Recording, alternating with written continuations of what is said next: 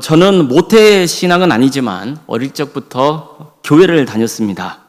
그때는 부모님이 신앙생활을 하지 않은 때였습니다.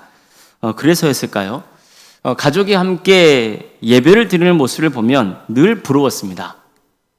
신앙의 대를 잇는 가문을 보면요, 뭔가 좀 달라 보였어요.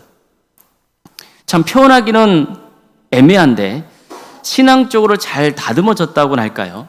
가정이 상당히 안정되어 있었습니다. 그렇다고 해서 가정에 어려움이나 아픔이 없는 건 아닙니다. 그렇지만 고난을 받아들이고 대처하는 태도는 달랐습니다. 뿌리 깊은 나무는 아무리 세차한 비바람에 몰아쳐도 어떻습니까? 잘 흔들리지 않죠. 마찬가지로 신앙의 뿌리가 깊은 가문, 그 가문은 신앙 안에서 잘 이겨가는 모습을 봤습니다. 그러나 안타까운 점도 있었습니다. 신앙의 대가 2대, 3대로 넘어갈수록 그 신앙의 깊이는 약해지는 것도 봤어요. 그래서 신앙의 자리에서 멀어져 있는 자녀들이나 또 손주들을 생각하면서 걱정하고 안타까워하는 성도님들을 또 보곤 했습니다. 올해 우리 교회 첫 번째 표가 뭡니까? 하나님의 역사로 신앙의 명가를 세워가는 교회입니다. 이 표에는 크게 두 가지 마음이 담겨 있습니다. 먼저 나 혼자 신앙생활하거나 가정에서 일대로 신앙생활하는 분들에게 소망을 주고 싶은 마음이 담겨 있습니다. 내 가정도 언젠가 하나님을 믿고 구원받는 가정이 되면 좋겠다, 그런 꿈을 가지기를 바라는 마음입니다. 이런 꿈이 있으면 나부터 열정적으로 신앙생활을 하려 할 겁니다. 또 가족의 구원을 위해서 간절히 기도하면서 잘 섬겨야 됩니다. 그런데 하나님의 역사로 신앙의 명가를 세워가는 교회라는 이 표에는 또 한 가지 마음도 담겨 있습니다. 2대, 3대째 대를 이어 신앙생활을 하는 성도님들의 신앙이 회복되기를 바라는 마음입니다. 신앙의 명가는요, 함께 교회를 다니는 것만으로 이루어졌다고 보기는 어렵기 때문이에요. 형식적인 종교 생활에 만족하면 안 됩니다. 자, 그럼 신앙의 명가는 어떻게 해서 세워져 가는 겁니까? 또 어떻게 하면 신앙의 명가를 회복할 수 있습니까? 그게 바로 두 번째 표에 담겨 있습니다. 예수님의 말씀으로 인재를 양성하는 교회입니다. 결국 한 사람이 하나님의 자녀로 온전히 세워지기 위해서는 말씀이 그 심령 안에 새겨져야 됩니다. 예를 들어서 성경에는 강하고 담대하라는 말씀이 나오잖아요. 그런데 이 말씀을 그냥 듣고 흘리는 사람이 있고, 어떤 사람은 그 말씀을 가슴 깊이 새긴 사람이 있거든요. 그러면 인생이 다를 수밖에 없는 거예요. 아무리 어려움이 있고 아픔이 있어도 강하고 담대하라는 그 말씀이 새겨지는 사람은 어떨까요? 다시 일어설 수 있어요. 끝까지 소망의 걸 놓지 않습니다. 우리 교회는 지난 주일에 구약 성경에서 아주 대표적인 말씀을 함께 나눴습니다. 이스라엘아, 들으라. 우리 하나님 여호와는 오직 유일한 여호와시니 오직 마음을 다하고 뜻을 다하고 힘을 다하여 내 하나님 여호와를 사랑하라. 즉 자신의 모든 걸 바쳐서 하나님을 사랑하라는 명령이에요. 하나님만 유일한 신이시고 찬양과 경배를 받으시기에 합당한 분이시기 때문입니다. 게다가 하나님이 먼저 나를 사랑해 주셨어요. 그것도 지극히 사랑해 주셨어요. 그래서 우리도 온 마음과 뜻과 힘을 다해서 하나님을 사랑해야 한다는 거예요. 모세는 이 말씀을 전하면서 이렇게 명령해요. 오늘 내게 명하는 이 말씀을 너는 마음에 새기고 내 자녀에게 부지런히 가르치며, 집에 앉아있을 때든지 길을 갈 때든지 누워있을 때든지 일어날 때든지 이 말씀을 강론할 것이고, 너는 또 그것을 내 손목에 메어 기호를 삼고 내 미간에 표로 삼고 내 집 문설주와 바깥문에 기록할지니라. 이처럼 하나님을 사랑하라는 말씀을 마음에 새기라는 거예요. 정확하게는 말씀이 너희 마음 위에 있어야 한다는 거예요. 이거 무슨 뜻이에요? 네 마음이 너를 주관한 것이 아니라 너 마음 위에 계시는 하나님의 말씀이 네 마음을 주관하게 하라, 다스게 하라는 뜻이에요. 뿐만 아니라 이 말씀은 내 손에 메어 기호를 삼고 내 미간에 붙여 표로 삼으라 했어요. 이거 무슨 뜻이에요? 여러분, 목축하는 사람들이 이 가축은 내 거야, 내 소유야, 그것을 표시하기 위해서 어떻게 하고 합니까? 전에는, 지금은 아니지만 전에는 어떻게 합니까? 뜨겁게 달궈진 인두로 가축의 몸에 대잖아요. 그러면 그 가축의 몸에 표식이 남잖아요. 그걸 보면서 이것은 내 거야, 이게 되는 거거든요. 바로 손에 메어 기호를 삼고 내 미간에 붙여 표를 삼으라는 말씀은 이런 의미로도 볼 수 있는 거예요. 하나님을 사랑하라는 말씀이 새겨진 인두를 불로 뜨겁게 달군 다음에 네 마음에 새기라는 거예요. 따라서 하나님을 사랑하며 사는 사람은요, 결코 낭만적인 것만은 아니에요. 그냥 감정적으로 하나님 사랑해요, 하나님 좋아요, 그게 다가 아니라는 거예요. 하나님을 사랑하는 때는 어려움도 있어요, 아픔도 있어요, 고통도 따라요. 하나님께서 십계명 같은 말씀 주실 때를 보세요. 불로 임하시죠. 백성들은 하나님이 불로 임하시니까 어떻게 해요? 두려움에 떨었어요. 죽는 줄 알았단 말이에요. 불타 죽는 줄 알았어요. 이처럼 하나님의 말씀을 듣는다는 것은 사실 두렵고 떨리는 일이에요. 그냥 우리는 지금 편하게 앉아서 듣고 있지만 본래 하나님의 말씀을 듣는 자세는 이런 거란 말이에요. 두렵고 떨리는 마음으로 듣는 거예요. 그렇지만 하나님의 말씀을 듣고 진심으로 그분을 경외하며 사랑할 때 나의 인생은 저주가 아니라 축복으로 바뀌는 겁니다. 왜입니까? 하나님께서 친히 뜨겁게 달궈주신 인두를 내 심령에 대신단 말이에요. 그런데 그 하나님의 인두에는 뭐라고 새겨져 있냐면은 너는 내 것이라고 새겨져 있는 거예요. 너는 내 것이라는 거예요. 그래서 하나님의 뜨거운 인두가 내 몸에 닿는 순간 나는 누구의 것이 되는 거예요? 하나님의 것이 되는 거예요. 내 것이라는 게 뭐예요?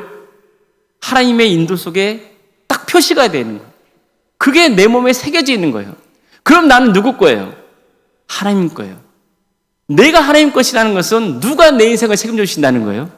하나님께서 인생을 책임져 주신다는 거예요.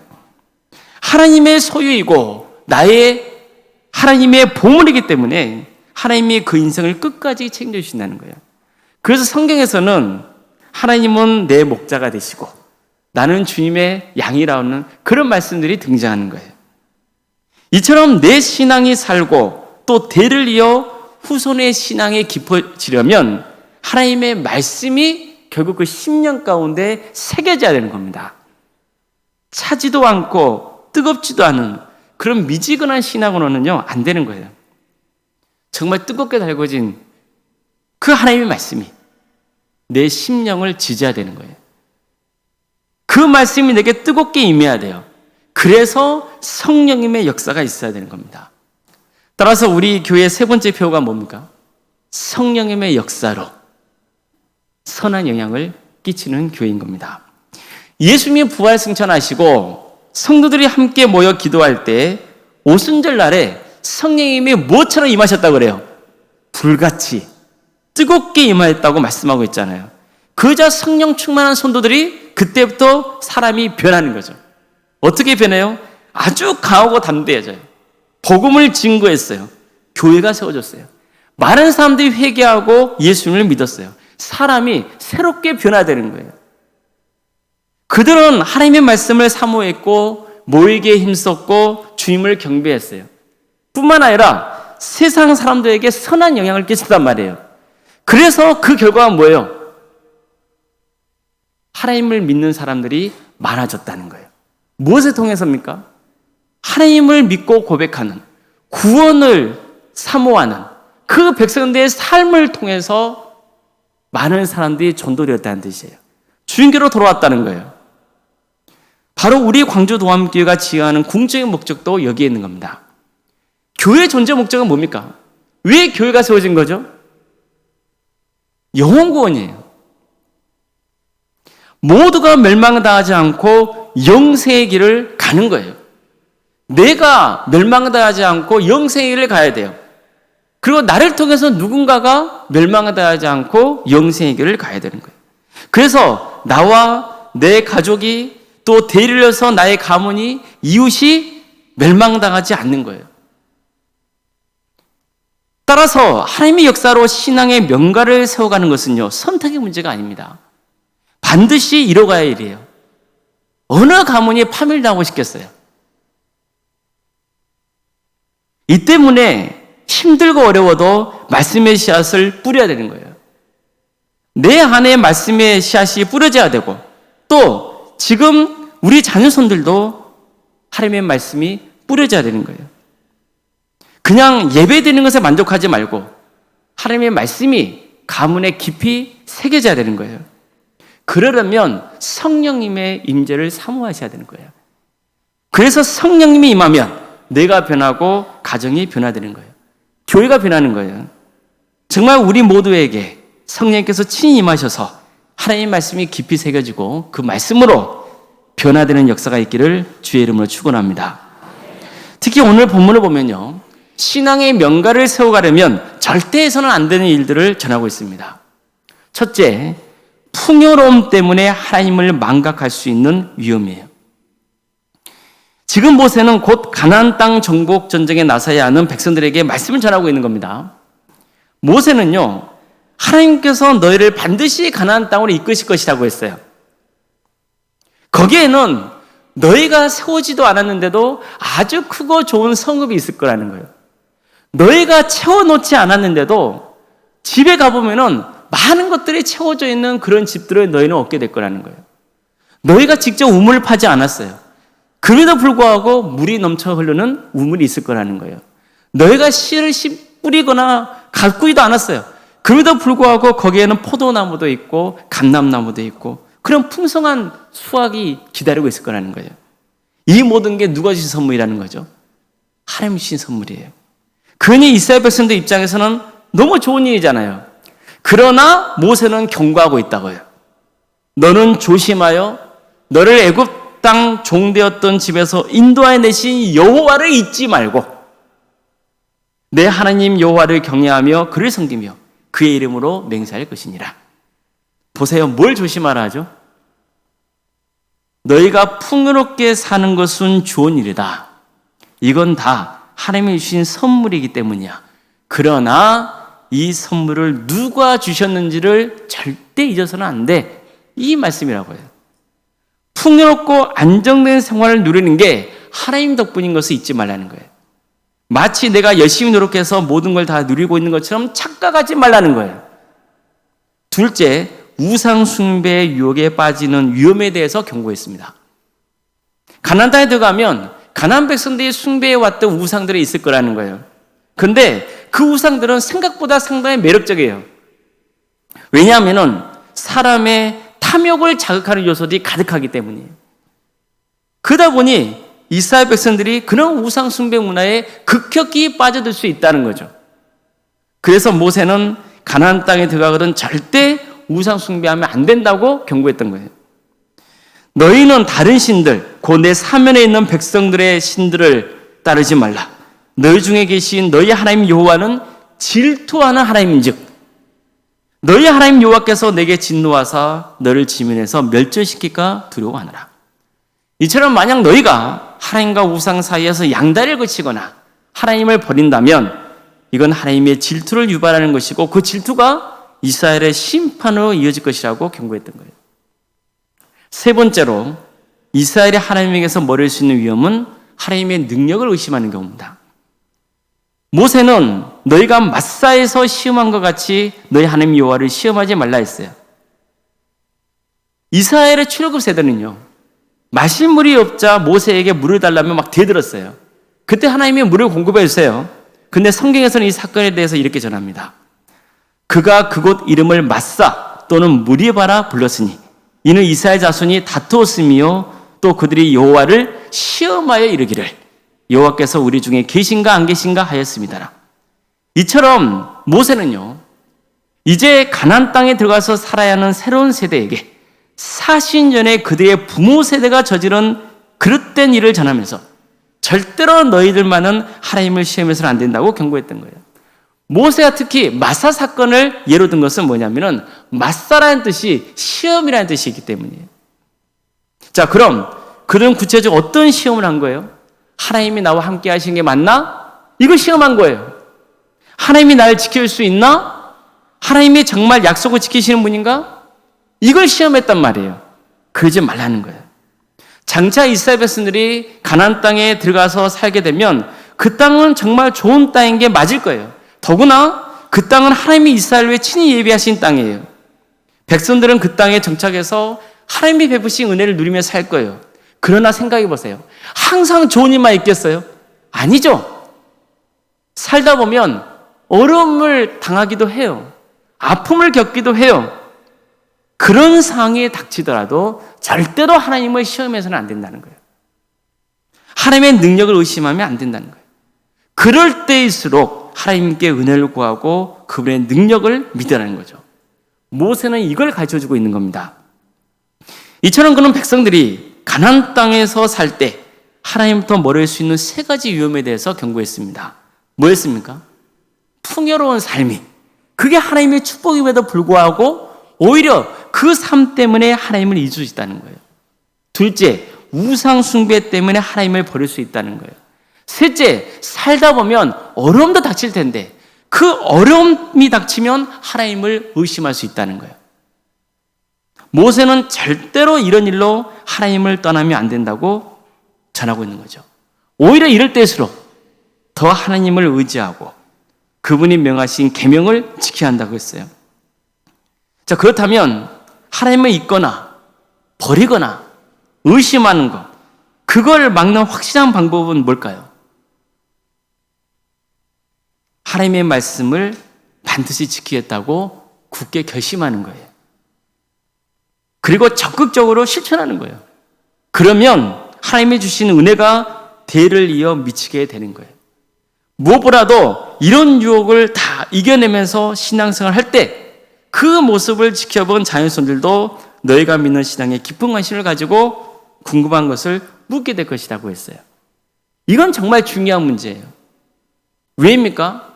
부모가 하나님의 계명대로 살려고 힘쓰는 모습을 자녀들이 지켜봤기 때문이에요. 그래서 자녀들은 아버지가 순종하는 말씀은 무슨 의미가 있습니까? 어머니가 순종하는 계명을 왜 지켜야 됩니까? 이런 식으로 물을 거라는 거예요. 그러면 가르치라는 거죠. 신앙을 가르치라는 거예요. 자녀들이 신앙에 대해서 궁금해할 때 하나님께서 어떻게 우리 가정에 은혜를 베풀어 주셨는지 그걸 전하라는 거예요. 하나님이 주신 말씀에 꼭 순종해야 한다고 가르치라는 거예요. 신명기 말씀을 보면은 오늘 본문에서만 자녀들에게 신앙을 종수하라고 하지 않아요. 곳곳에서 지속적으로 자녀손들에게 말씀을 증거하라, 가르치라는 것을 강조해요. 그래야만 가문과 민족이 하나님의 은혜를 누릴 수 있기 때문입니다. 가정만 아닙니다. 교회도 다음 세대에게 깊은 관심을 쏟아야 돼요. 우리 교회 다음 세대는 성도님들의 자녀손들도 포함되어 있습니다. 그렇죠? 정말 이들이 얼마나 귀합니까? 이들은 우리 가문의 신앙을 계승해야 할 존재들이면서 광주 동암교회 신앙을 계승해야 할 너무나 귀한 존재들입니다. 크게는 장차 한국 교회를 세워가야 할 귀한 존재들입니다. 한 나라의 흥망성쇠는 얼마나 다음 세대를 잘 키워내느냐에 달려있다 해도 과언이 아닙니다. 그러니 우리 교회 다음 세대가 얼마나 귀합니까? 그렇다면 우리는 스스로에게 물어봐야 되는 거예요. 과연 우리는 다음 세대의 신앙이 잘 자라도록 얼마나 깊은 관심을 기울이고 있는가 하는 거예요. 여러분, 이런 말이 있습니다. 한 세대를 키우는 데는 마을 전체가 필요하다. 그런 말 들어보셨어요? 정말 그렇잖아요. 지금은 도시 문화에서 많이 사라졌지만 어떻습니까? 전에 시골에 살 때는 어때요? 얘 한 명이 사고치고 돌아다니면 동네 사람들이 다 뭐라 하죠?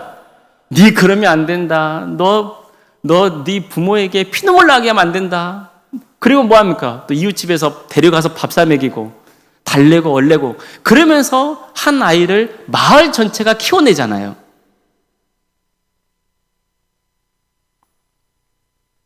마찬가지로 한 사람의 신앙인을 키워내는 일은 교회 공동체의 기도와 헌신이 필요한 거예요. 그대의 신앙이 잘 자라려면 무엇보다도 내 신앙이 먼저 바로 서 있어야겠죠. 전심을 다해서 하나님을 예배하는 모습, 또 사랑으로 하나 되는 모습을 보여줘야 되는 거예요. 하나님의 나라를 위해 기쁘게 헌신하는 모습을 보여줘야 돼요. 하나님 말씀에 순종하며 살려는 모습을 보여줘야 돼요. 가정에서는 부모가 보여줘야 되고 교회에서는 성도들이 보여줘야죠. 그럴 때 자녀들은 묻게 될 거라는 거예요. 아빠는 왜 하나님 믿어요? 엄마는 왜 예배 드려요? 할아버지는 왜 하나님 말씀에 늘 순종하러 가세요? 할머니 왜 맨날 기도해요? 이렇게 묻는다는 거예요. 집사님 왜 자꾸 교회에서 봉사 열심히 하세요? 이렇게 묻는다는 거예요. 그럴 때 자녀들에게, 손주들에게, 또 우리 다음 세대에게 하나님이 베푸신 은혜와 사랑을 고백하며 들릴 수 있어야 된다는 거예요. 아빠는 어렸을 때 몰랐는데 삶이 힘들고 외로울 때 하나님이 나를 붙잡으신 적이 있었어. 그래서 하나님이 진짜 살아계신 걸 믿게 됐단다. 엄마는 하나님께 예배 드리는 게 너무 행복해. 너무 좋아. 하나님이 내 인생을 인도해 주셨기 때문이야. 예배는 하나님께 감사해요. 이런 마음을 드리는 거야. 이렇게 가르쳐 주라는 거예요. 할아버지도 실수하고 넘을 때가 있었어. 그런데 하나님이 지금까지 나를 버리지 않고 늘 지켜주셨어. 하나님 아니었으면 나 이 험한 삶 못 살았다. 그게 전하라는 거예요. 할머니가 기도하는 거 다 너희가 하나님 믿고 잘 되고 구원받기를 바라는 마음이야 이놈아. 그렇게 전하라는 거예요. 집사님은 하나님의 집인 교회를 섬기는 게 너무 행복해. 너도 나중에 한번 해봐. 이렇게 전하라는 거예요. 이런 식으로 말할 수 있어야 된다는 거예요. 무엇보다 하나님의 말씀에 순종하는 삶을 살아야 한다고 가르쳐야 한다는 거예요. 우리 자녀들이 교회에 올 때 우리가 기쁘게 맞아주면 얼마나 좋아요? 다음 세대가 늘 차고 넘치면 얼마나 좋아요? 그도에서 기도해주면 얼마나 좋아요? 우리 교회는 다음 세대 신앙 훈련을 위해서 적극적인 투자도 해야 됩니다. 가정도 보세요. 누구에게 가장 많이 투자합니까? 나에게 많이 투자합니까? 자녀에게 많이 투자합니까? 자녀에게 많이 투자하잖아요. 부모들도 보세요. 결국 본인들의 몸을 갈아서 우리를 키워냈잖아요. 다 자녀들을 그렇게 키워내는 거예요. 그렇지만 과연 우리 자녀손들의 신앙을 위해서 얼마나 투자합니까? 우리 다음 세대를 위해서 우리 교회가 얼마나 관심을 가지고 있고 투자합니까?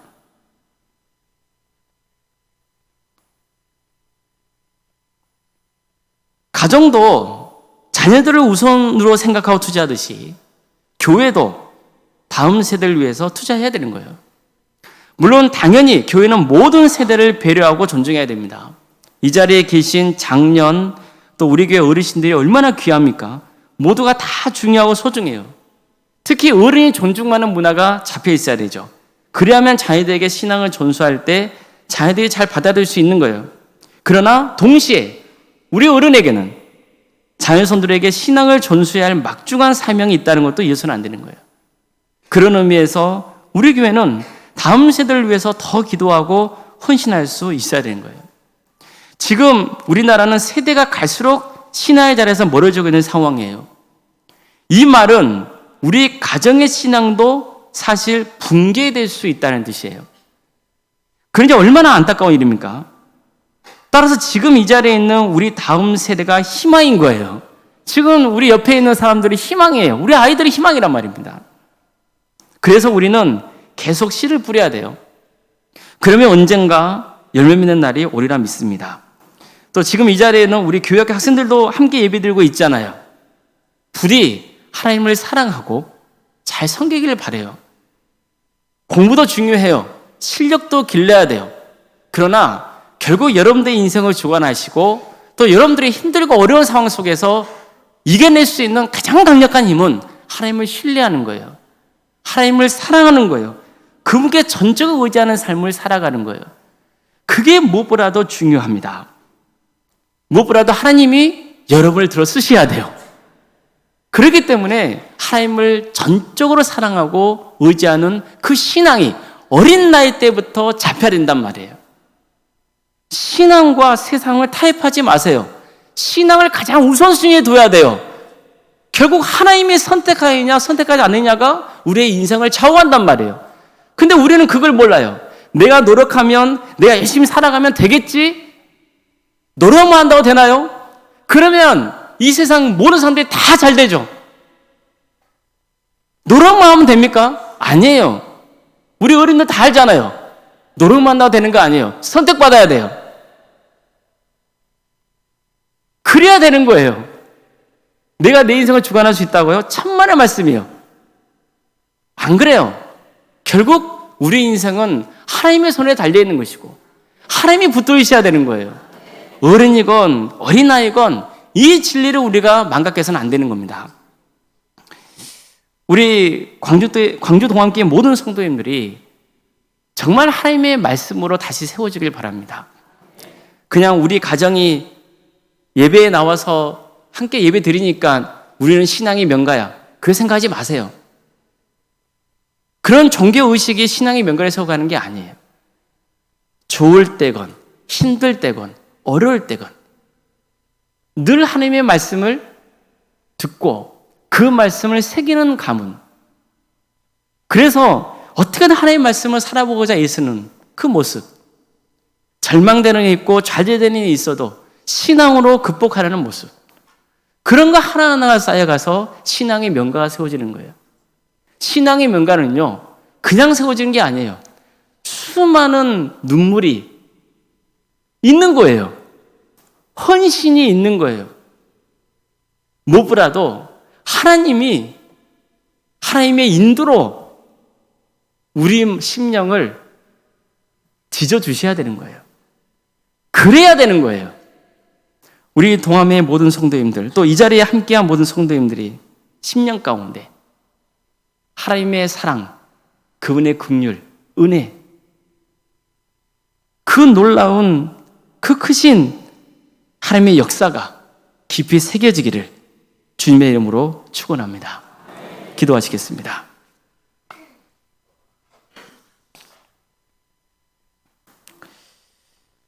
사랑의 하나님,